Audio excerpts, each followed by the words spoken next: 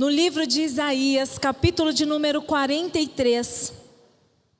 Nós vamos ler o verso 18 e 19 de Isaías 43. Nossa, já está rápido. Eu ia falar, enquanto o irmão o projeto já está projetado. Mas ainda assim, olha para a pessoa que está do seu lado e fala assim: Deus está fazendo uma coisa nova. Pronto. É sobre isso que nós vamos falar. Isaías 43, verso de número 18, a palavra do Senhor nos diz assim: esqueça o que se foi, não vivam no passado. Vejam, eu farei uma coisa e ela está prestes a acontecer. Vocês percebem? Até no deserto eu vou abrir um caminho e riachos no ermo. Quem está falando isso é Deus, através do profeta Isaías, para o povo de Israel. Aonde isso se aplica para nós? Nós somos o povo de Deus deste tempo, sim ou não? Sim. Nós somos o povo da promessa, sim ou não? Sim. O Senhor está nos dizendo que nós acabamos de ler. Esqueçam o passado. Eu estou fazendo uma coisa nova. Feche os teus olhos, eu quero orar com você. Pai, em nome de Jesus, está aqui a tua palavra, Senhor. Ela é viva, ela é eficaz, ela penetra lugares na nossa alma que mão humana tem condição de ir. Pai, ela vai a lugares dentro de nós e ela é poderosa para discernir os nossos pensamentos, a intenção do nosso coração.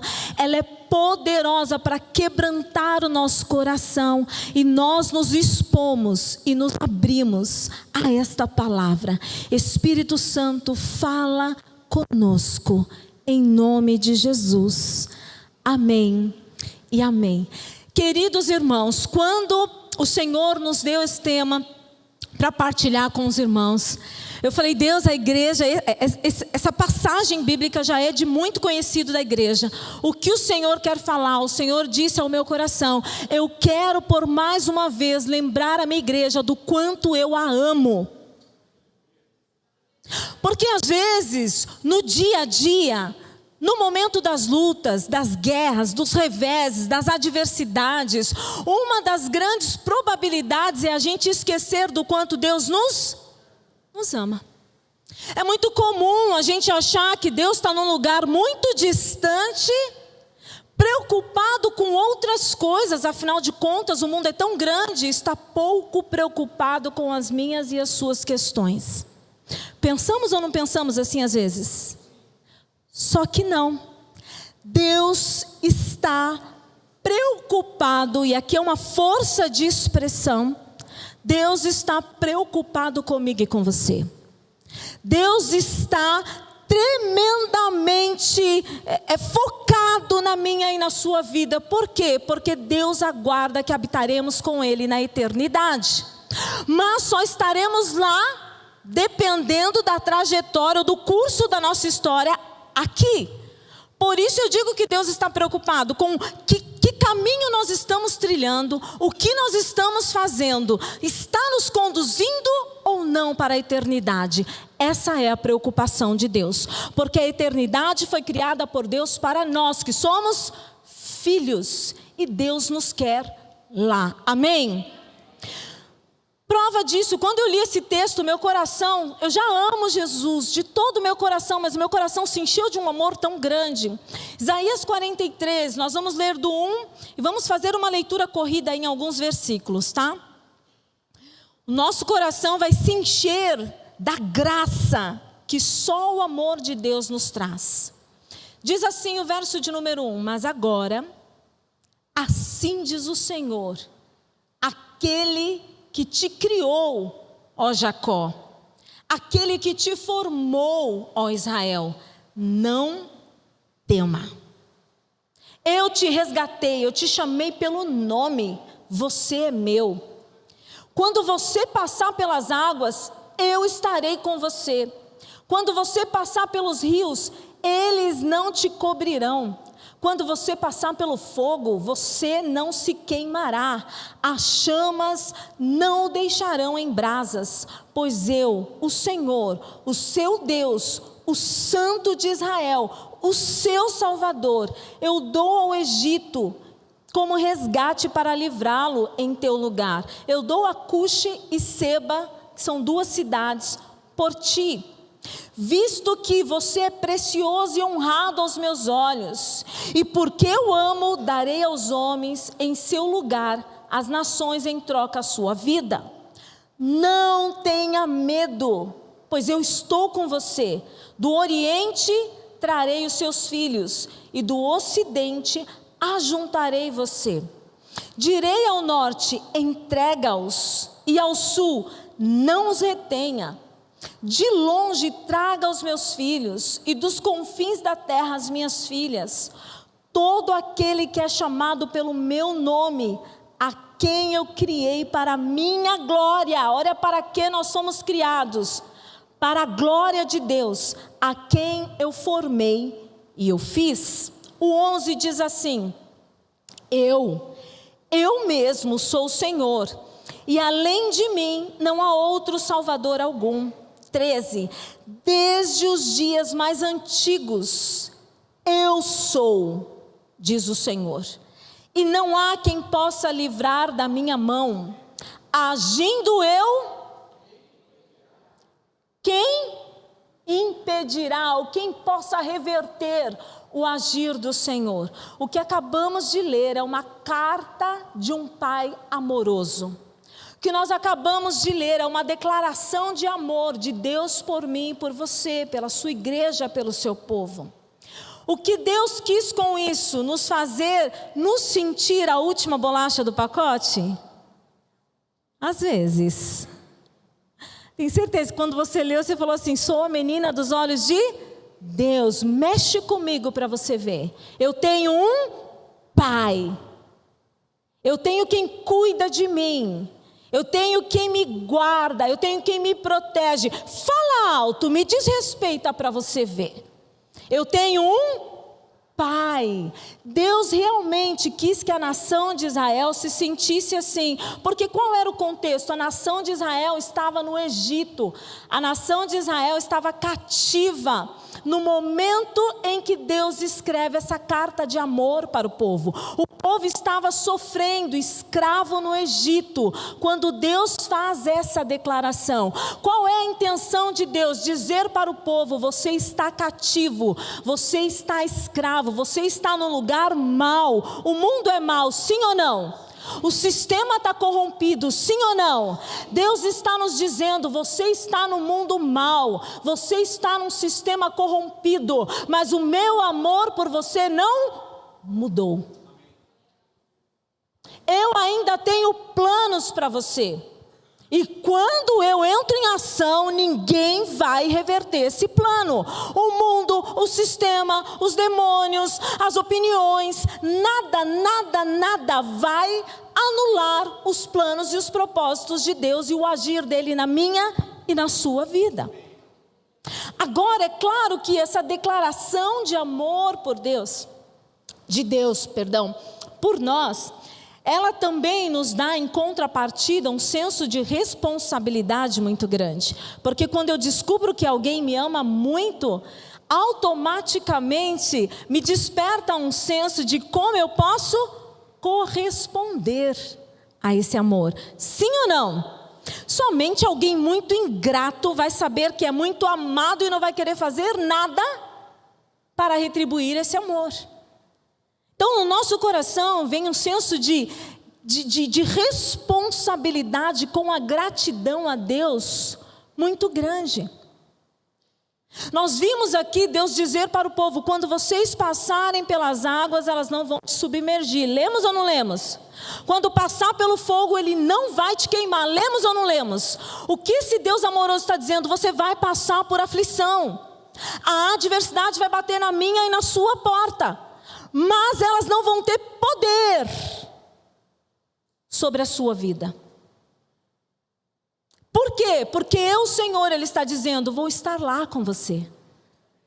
Na hora que a adversidade bate, Deus está comigo e com você. Quem tira Deus da nossa própria vida no momento da adversidade é a gente mesmo. Aliás, a gente não tem poder de tirar, a gente anula o poder e o efeito de Deus. Como? Ignorando a presença desse Pai amoroso. Como eu ignoro a presença de um Pai amoroso? Sendo incrédulo, porque quando Deus disse, eu estarei com você, o que é que cabe a mim e a você? Acreditar. Mesmo no fogo, mesmo na aflição, mesmo na fornalha. Sadraque, Mesaque e Abidnego provou disso. Entraram na fornalha porque não se dobraram diante das leis de Nabucodonosor. O que aconteceu quando eles foram jogados na fornalha? O quarto homem estava lá. A minha Bíblia, a sua Bíblia, nos revela isso. O quarto homem estava lá. Quando termina todo aquele fogaréu, está Sadraque, Mesaque e Abednego e o quarto homem intacto. Quem faz isso? Esse Pai amoroso que nos diz, eu estarei convosco todos os dias até a consumação dos séculos.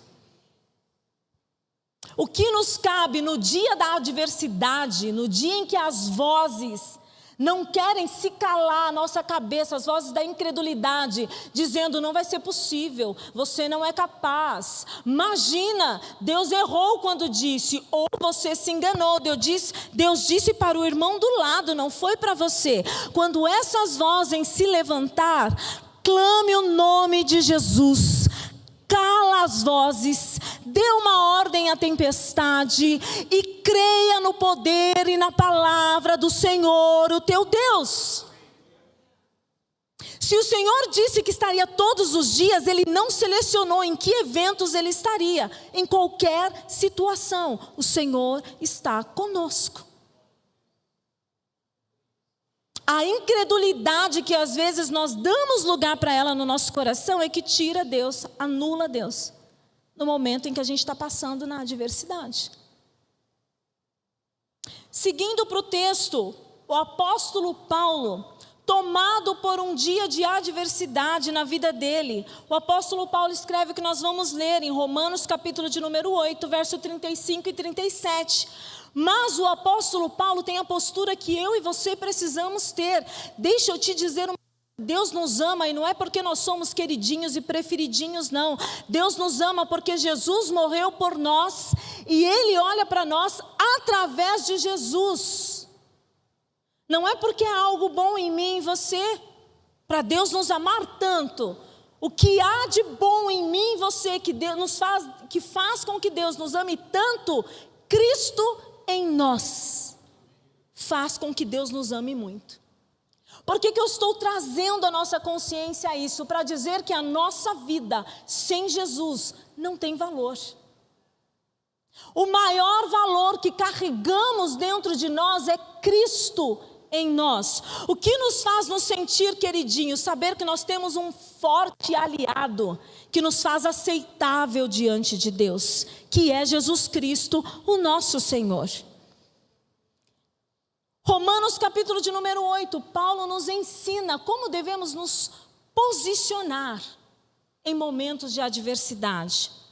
Paulo diz, quem poderá nos separar do amor de Cristo? E aqui ele faz uma pergunta que serve de reflexão para nós. Quando você para e se pergunta acerca de algumas coisas, você reflete sobre aquele tema. Então Paulo está dizendo, quem é que pode me separar ou nos separar do amor de Deus? Aí ele cita alguns fatos, talvez poderia ou não. Ele diz, será a tribulação? Quem aqui já passou tribulação? E angústia? E perseguição? E fome? Nudez? Perigo? Espada? A mão levantada assim do começo ao fim. Paulo fala, essas coisas podem nos separar do amor, desse amor de um pai amoroso como esse que nós lemos lá em Isaías? Aí no 37 ele fala: mas em todas estas coisas nós somos mais do que por meio daquele que nos amou. Quando Paulo fala que nós somos mais do que vencedores, ele fala que nós somos mais do que vencedores depois de passar por essas coisas: tribulação, angústia, perseguição, fome. É sobre essas coisas que Cristo nos coloca numa posição de vitoriosos. Como isso? Vamos entender um pouquinho mais. No 38, Paulo diz: pois eu estou convencido, diga assim comigo, Espírito Santo me convence. Paulo estava convencido pelo Espírito de que nem a morte e nem a vida, nem anjos, nem demônios, nem presente, nem futuro, nem poderes, nem a altura e nem a profundidade, nem ninguém em toda a criação será capaz de nos separar do amor de Deus que está em Cristo Jesus, o nosso Senhor.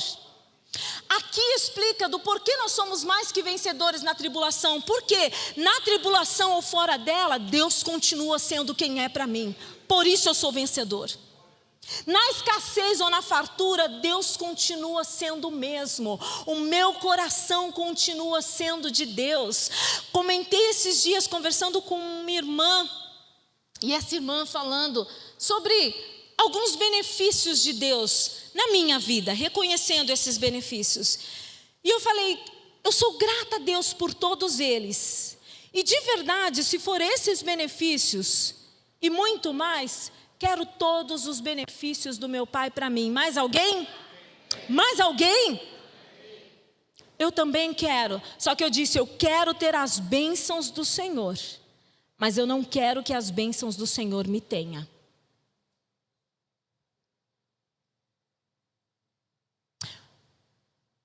Nós devemos ter tudo o que querer ter, tudo o que Deus tem para nós e tomar posse de tudo que Deus tem para nós. Agora, quando tudo que Deus nos dá começa a ter o primeiro lugar no nosso coração, está tudo estragado. Eu já comprometi as bênçãos de Deus sobre a minha vida. Eu vou danar com tudo. Eu vou estragar tudo. Eu não vou usufruir das bênçãos. Por quê? Porque as bênçãos ocupou o lugar de Deus no meu coração. Noé foi abençoado por Deus. E a Bíblia nos conta que Noé plantou uma vinha. E a vinha de Noé era uma vinha farta. A vinha que Noé plantou era uma vinha abençoadíssima. Ela produzia o melhor vinho na ocasião. Só que o que Noé fez com essa grande bênção, que era aquela vinha que ele plantou e Deus deu para ele, como retorno, um bom negócio. Noé se embriagou da bênção. Noé ficou embriagado com a bênção de Deus. Nós devemos ter esse cuidado para não nos embriagar da bênção de Deus. Por quê? A embriaguez de Noé trouxe consequências para ele e para sua casa. Porque Noé ficou muito embriagado, muito entusiasmado com a bênção de Deus, ele se esqueceu do Deus da bênção. Ele amaldiçoou um dos seus filhos por causa disso. Sua casa sofreu consequências. Nós precisamos tomar cuidado, porque Deus quer nos trazer boas coisas. Como um bom pai, Deus quer nos fazer viver coisas boas ainda nesta vida, amém? Mas nós precisamos tomar cuidado para quando estivermos vivendo, nosso coração não se corromper. Porque algumas coisas Deus demora a nos dar, porque o nosso coração não está pronto para receber. Porque se a gente receber, a gente fica com a bênção de Deus e esquece do Deus das bênçãos. Porque se a gente receber naquele momento, na hora que a gente quer, Deus é um bom pai, sim ou não? Como pais, vamos olhar para os nossos filhos. Tem coisa que os nossos filhos pedem e nós queremos muito dar, sim ou não? Mas você percebe que não é a hora, porque o filho não está pronto, porque o filho não vai saber cuidar, zelar por aquilo que você deu, sim ou não? Filho não tem maturidade naquele momento para aquilo que ele está pedindo. Aí o que você faz como um bom pai, como uma boa mãe?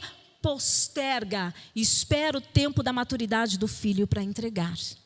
Assim é Deus comigo e com você.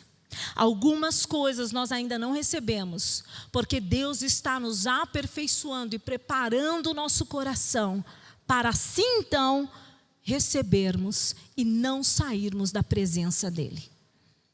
E permanecermos na presença de Deus. Nós precisamos parar de achar que toda aprovação vem do diabo, irmãos. Paulo falou sobre a fome, sobre a escassez. Paulo falou sobre não ter o que vestir. Paulo falou sobre a espada que representa juízo. Paulo falou sobre perigo. Paulo falou sobre algumas coisas que assolou a vida dele. E nós sofremos algumas provações, sim ou não? Por hora, às vezes, somos colocados em alguns desertos, sim ou não? Nossa, só eu e você, Gabriel, toda a igreja está na bênção. A gente precisa descobrir onde a gente está errando. Orem por nós e nos abençoa. Irmãos, provação faz parte do propósito de Deus para nos aperfeiçoar. Você diz amém? Precisamos ter maturidade para entender isso. Faz parte do propósito de Deus. Deserto, provação, adversidade, ventania, mar bravio. Lembra de Pedro?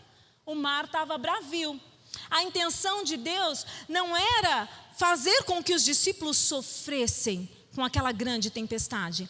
A intenção de Deus era fazer com que aqueles que quisessem saíssem do barco para ter uma experiência sobrenatural com Deus. Foram todos os discípulos que estavam no barco que saiu para ter com Jesus por sobre as águas? Os discípulos ali estavam assolados por medo na ocasião, achando que Jesus era um fantasma. Aí Jesus falou: não, sou eu. Aí o Pedro: é você mesmo, Jesus? Jesus falou: claro. Aí o Pedro: então me deixa ter com o Senhor por sobre as águas. O que o Pedro fez? Saiu do barco. O que o Senhor está dizendo para mim e para você? Sai do barco, porque o Senhor quer nos dar experiências sobrenaturais.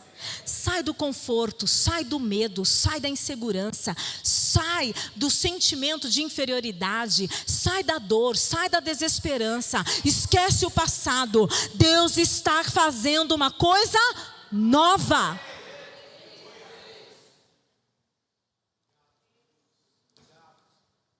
Deuteronômio, capítulo de número 8, verso de número 2. A palavra do Senhor nos diz assim, Deus falando de novo com o povo de Israel, amém? Olha o que Deus está dizendo para o povo. Lembrem-se de como o Senhor, o seu Deus, os conduziu por todo o caminho no deserto. Quem conduziu o povo no deserto? Quem, gente? Irmãos, foi o Senhor que conduziu o povo no deserto. Quem colocou o povo no deserto foi Deus. Provação, deserto, escassez, adversidade. Faz parte do propósito de Deus para nós, amém? Não tem nada a ver com o maligno. Para o maligno, e eu fiz essa oração por esses dias, tá? Nós temos que dizer como Jesus, aí vem o príncipe deste mundo e ele nada tem em mim. Ele nada tem na minha casa, ele nada tem na minha família, ele nada tem nas minhas finanças. Nada, o diabo não tem poder contra nós. Se nós não abrirmos legalidade, brecha, continua posicionado em Jesus, em obediência e fé, o diabo bate e volta. Por quê? Porque ao nosso ao nosso redor estão os anjos do Senhor acampado. A palavra de Deus nos diz isso, os anjos do Senhor estão acampados ao redor daquele que teme a Deus. Você teme o Senhor? Eu também. Os anjos de Deus estão acampados ao nosso redor. Obedece ao Senhor e anda na sua palavra, e o diabo não encontra lugar para agir na sua vida. Agora, claro que faz parte do processo de Deus nos colocar em provações para amadurecermos, e Deus fala isso sobre o povo. Ele continua o versículo dizendo, durante 40 anos, eu coloquei vocês no deserto com que intenção? E fazer o que mais?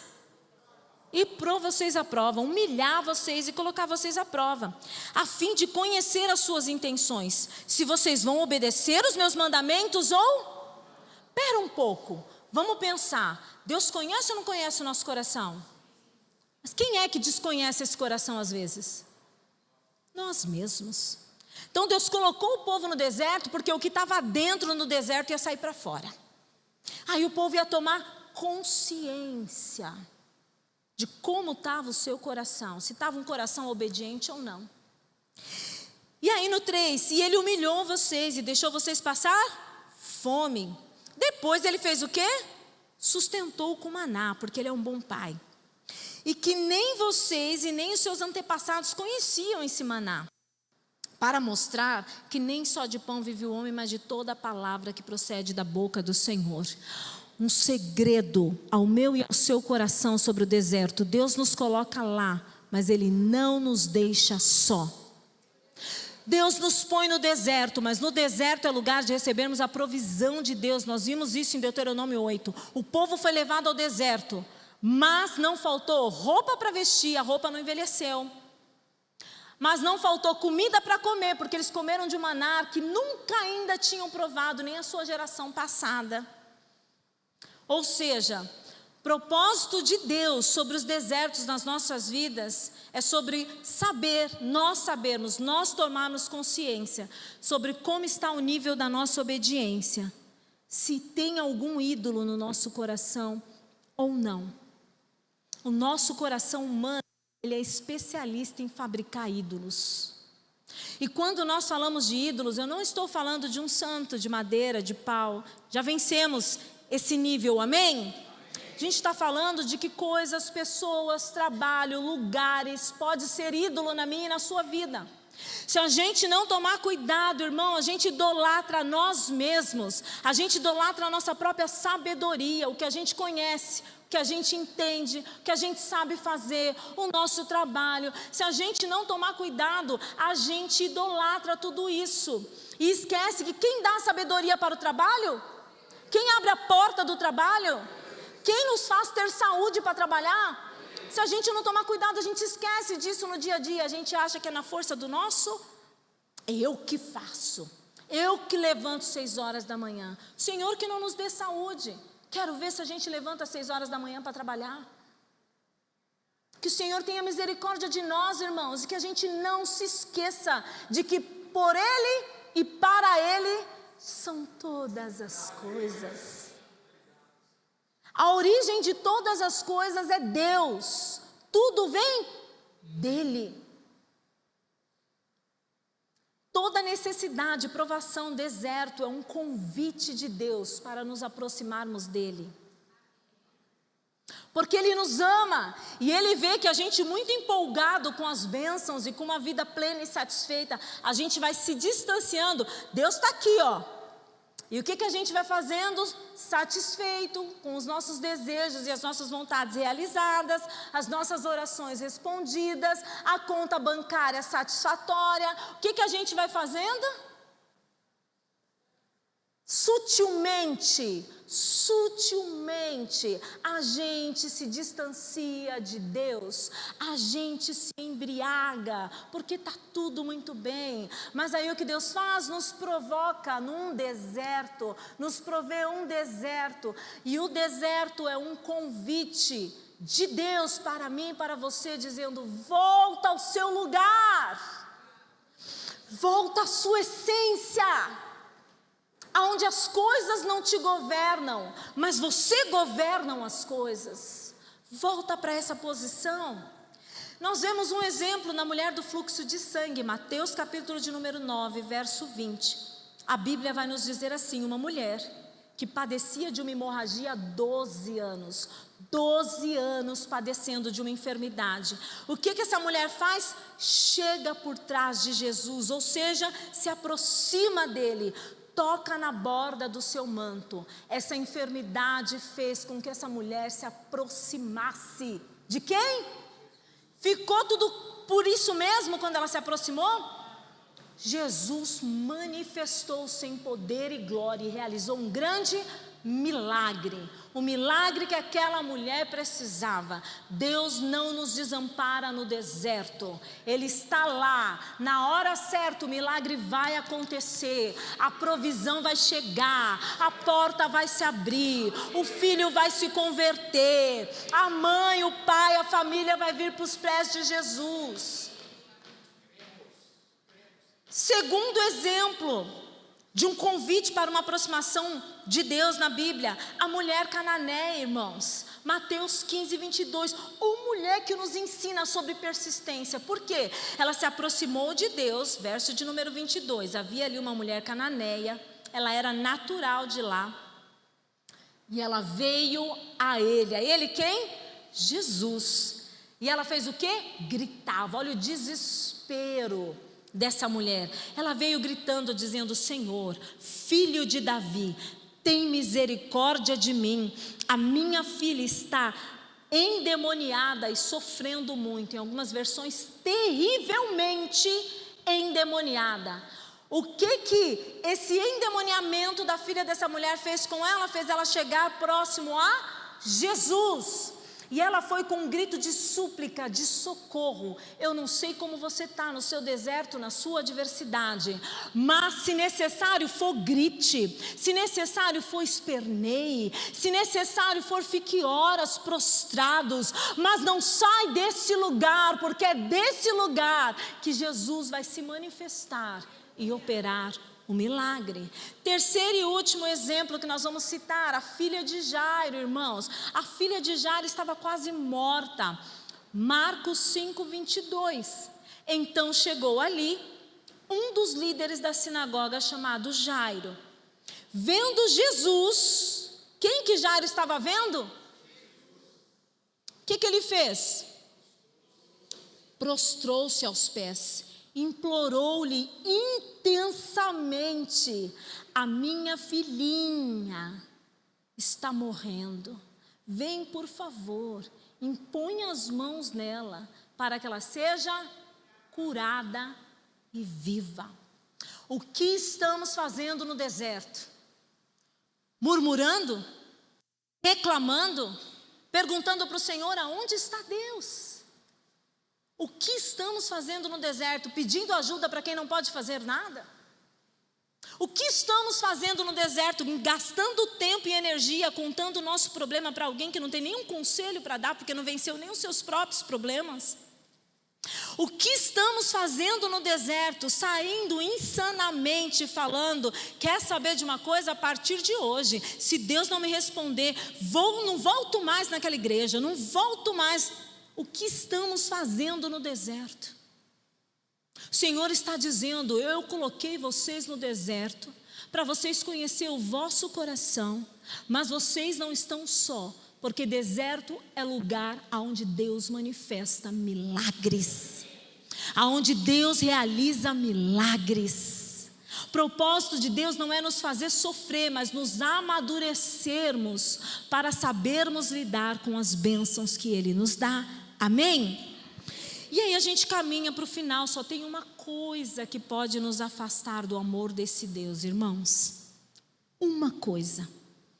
Nós vimos Paulo dizer que não é a morte, não é a vida, não é a altura, não é a profundidade, não são anjos, não são demônios. Nenhum fenômeno natural da vida é poderoso o suficiente para nos tirar da presença de Deus.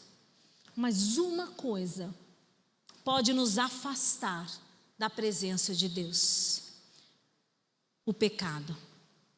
Isaías 59, verso de número 2 diz: contudo, as suas maldades separaram vocês do seu Deus, os seus pecados esconderam de vocês o rosto dele, por isso ele não os ouvirá. Isaías, inspirado, falando também para o povo de Israel, Isaías está falando que a maldade ou o pecado do povo fazia com que o rosto de Deus se escondesse do povo. O que é pecado, irmãos? Pecado é errar o alvo. Qual é o meu alvo? Diga: Jesus. O nosso alvo é Jesus. Tudo ou qualquer atitude que nos faz mirar e acertar fora desse alvo é pecado. E aí Paulo, ele nos dá um exemplo de pecado, mas antes disso quero partilhar uma frase de autor desconhecido sobre o pecado, que diz assim, ó, o pecado é uma fraude. Grave isso, irmãos. O pecado é uma fraude. Promete prazer e paga com desgosto. Faz propaganda de liberdade, mas te mantém escravo. Levanta a bandeira da vida, mas o seu salário é a morte. Tem um aroma sedutor, mas o fim cheira enxofre. Só os loucos zombam do pecado. Para de flertar com o pecado é perigoso. Ele não vem com uma roupagem feia, não. A roupagem dele é sedutora e bonita. Cuidado. Tenha discernimento, eu declaro em nome de Jesus, sobre a igreja do Senhor Jesus Cristo aqui reunida, discernimento, para discernir o pecado e passar longe dele, em nome de Jesus. Nós sabemos que pecado é errar o alvo, e Paulo fala sobre alguns tipos de pecado, em 1 Coríntios 6, eu quero convidar o ministério de louvor enquanto isso. A gente está caminhando para a conclusão. 1 Coríntios 6, Paulo está nos dizendo no 8. Ele diz assim, em vez disso, vocês mesmos causam injustiças e prejuízos, pecado. Causar injustiça ao outro e prejuízo ao outro é pecado. E isso vocês fazem, Paulo está dizendo, contra os próprios irmãos. Olha o 9. Vocês não sabem que os injustos não herdarão o reino de Deus? Não se deixe enganar. Aí Paulo vem falando outros pecados. Nem os sexualmente imorais, os idólatras, os adúlteros, e nem os homens que têm relações sexuais com outros homens, nem os ladrões, nem os avarentos, nem os alcoólatras, nem os caluniadores, porque o caluniador, para caluniar, ele precisa mentir, então nem os mentirosos, nem os trapaceiros herdarão o reino de Deus. O que nos causa separação entre nós e Deus? O pecado. Paulo lista aqui nessa carta alguns pecados que nos tira do reino de Deus, da eternidade. 1 Coríntios 6, do verso 18, Paulo está dando um conselho para nós, irmãos. E ele está nos dizendo, fujam da imoralidade sexual. 20, vocês foram comprados por um preço. Portanto, glorifiquem a Deus com o corpo de vocês. Por que o pecado de imoralidade sexual? Porque é uma das estratégias que o diabo tem usado nesse tempo para tentar nos tirar do foco e do propósito e nos fazer errar o alvo. Isso é a mim, isso é você. Basta andar nas ruas, irmãos. As pessoas emprestando seus corpos para uma sexualidade promíscua, para andarem nus praticamente na rua. O que nós temos que fazer, Espírito de Deus, orar e dizer, Espírito de Deus, santifica os meus olhos. E desviar o olhar, porque se os nossos olhos forem bons, todo o nosso corpo terá luz. Porque os nossos olhos é a janela para o nosso corpo, para a nossa alma. Cuidado com o que você está olhando. Tira os olhos daquilo que não te liga aos propósitos eternos. Sai dos lugares aonde não te cabe, porque os assuntos ali, as rodas de conversa, são conversas que te fazem errar o alvo. Fuja de conselhos que te levam para distante da presença do teu Deus. O Espírito está nos fazendo um anúncio, um clamor aqui, em nome de Jesus. Está comum aí fora, todo mundo fazer algumas coisas. Nós não somos todo mundo. A palavra de Deus ainda é verdade. Os princípios eternos ainda valem a pena serem ouvidos e seguidos. A imoralidade sexual é pecado, a lascívia ainda é pecado. Se vestir inadequadamente, expondo o seu corpo, provocando no outro desejo, isso vai ser cobrado de mim e de você quando fazemos. E sobre o outro também vai ser cobrado, porque olhou e não deveria. Cada um vai ter ter a sua conta para pagar com Deus. O que o Espírito de Deus está chamando a minha e a sua atenção é: cuidado você, presta atenção você. Adultério é pecado, flertar e desejar o que não é seu é pecado, irmãos. Está tudo muito comum aí fora, mas ainda é pecado. Nos faz errar o alvo, nos tira da provisão de Deus, do lugar em que Deus quer que estejamos. Que o Senhor tenha misericórdia de nós, que o Senhor nos ajude todos os dias a vencer essa carne. Paulo disse que essa guerra é infindável em nosso ser, o tempo todo está tendo uma guerra. O Espírito está dizendo santidade, a carne está dizendo promiscuidade. O Espírito está dizendo olhe para Jesus, a carne está falando olhe para as distrações. Quanta coisa boa, quanta oferta, gratuito. Pornografia, você não precisa mais se esconder para acessar não, está aí, ó, escancarado. Você abre um feed de Instagram, você vê pornografia com versículo bíblico. Cuidado, se os teus olhos forem bons, todo o teu corpo terá luz. Romanos, capítulo de número 13, está dizendo que eu e você, ninguém temos o direito de julgar um ao outro, irmãos. De tudo isso que eu falei para vocês, que eu estou ministrando com vocês, refletindo com vocês, se eu não tomar cuidado, eu tropeço e caio. Paulo disse, ensinando para Timóteo, dos pecadores, dos quais eu sou o pior. Irmãos, não se engane, a gente não é bom sem Jesus. Não se engane, a gente não vai ter força contra o pecado se o Espírito Santo não estiver aqui dentro, acendendo a lanterna, a luz de alerta para nós. E aí Paulo em Romanos 3:23, ele está dizendo: todos pecaram e separados estão da glória de Deus. É todos, não tem melhor nem pior. Eu não sou melhor do que você, você não é melhor do que eu. Se estamos de pé, temos que ter cuidado para não cairmos, diz a palavra.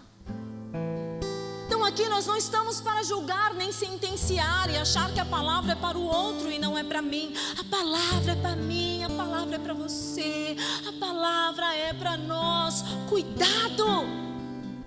Jesus está voltando. A eternidade é melhor do que tudo isso aqui, ó, que a gente pode experimentar e que é bom e que é de Deus para nós. A eternidade é melhor. Não há nada mais precioso do que estar com Cristo na eternidade, irmãos.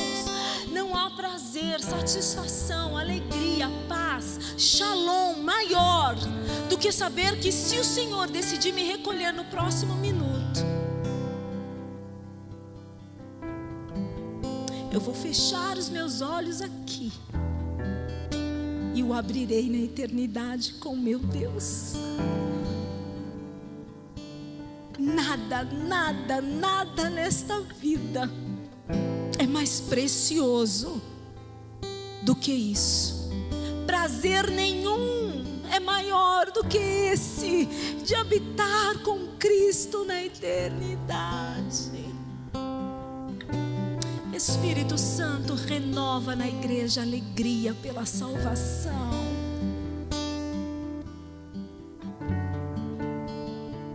Aleluias. E sobre o pecado, irmãos, 1 João 1,8 diz: se afirmamos que não temos pecado, nós enganamos a nós mesmos e a verdade não está em nós. Mas o que fazer quando pecamos? Porque o bem que queremos fazer não fazemos, o mal que não queremos fazer, quando a gente pensa, a gente já está fazendo. O que fazer agora que eu já sei que eu pequei? É como se o Espírito Santo me fizesse enxergar um filme da minha vida e me mostrasse situação por situação em que eu entristeci com as minhas atitudes. O que fazer? 1 João 1,9, irmãos, ouça isso e pratique isso para viver liberdade em Jesus. 1 João 1,9, vamos ler juntos. Se confessarmos os nossos pecados, Ele é fiel e justo para perdoar os nossos pecados e nos purificar de toda a injustiça. O pecado traz injustiça, mas Cristo nos purifica e nos livra dela. O que fazer com os pecados que o Espírito Santo trouxe à nossa memória agora? Confessa ao Senhor, pede perdão, porque Ele é fiel para nos perdoar. Feche os teus olhos agora, sentado mesmo onde você está. O Senhor te trouxe à memória alguns pecados, alguns pensamentos, alguns sentimentos que te fizeram errar o alvo. E agora é a nossa hora de confessar. Confessa ao Senhor.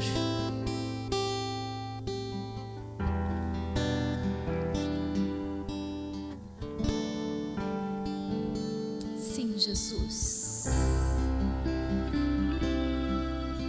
Este é o teu povo por quem o Senhor ama. Deu a vida, Jesus.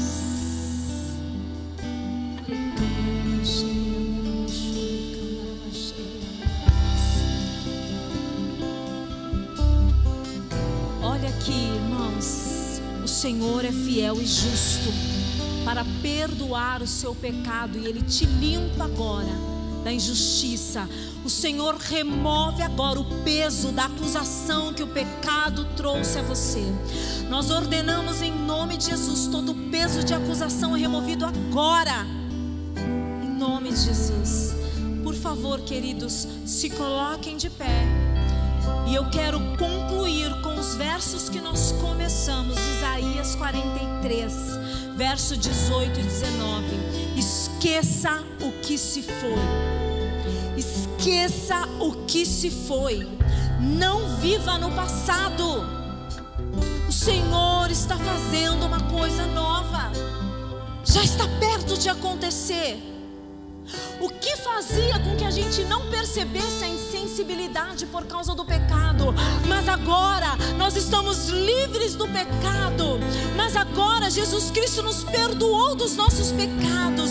Então estamos sensíveis e já podemos perceber o que o Senhor está fazendo. Olha para a tua casa, vê tua família restaurada. Olha para a tua vida profissional, vê tua vida profissional seguindo uma direção, seguindo um rumo de acordo com a promessa que o Senhor te fez. Olha a tua vida espiritual sofrendo um upgrade agora, indo para outra dimensão. Olha para a sua família vivendo as promessas da salvação do Senhor. O Senhor está fazendo uma coisa nova. Ele está abrindo o caminho no deserto.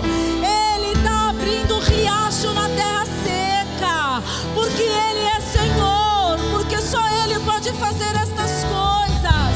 Isaías 64, verso 4. Desde os tempos antigos ninguém ouviu, nenhum outro ouvido percebeu e nenhum outro olho viu um Deus além de ti, que trabalha para todo aquele que nele espera. Quem está esperando no Senhor? O teu Deus está trabalhando, acredita, confia. Ele já preparou todas as coisas, para de se preocupar. 1 Coríntios 2, verso 9.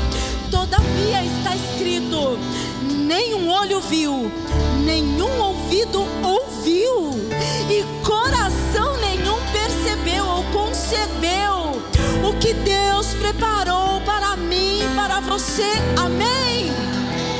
Glória a Deus! Eis que estou fazendo uma coisa nova. Olhos nenhum viram, ouvidos não ouviu, coração nenhum ainda sentiu o que o Senhor está fazendo. Creia, igreja, creia, igreja, acredita, igreja. Orecandarabaxê, o nosso Deus é grande, o nosso Deus é grande, não há impossível para o nosso Deus. Persevera, permanece, fica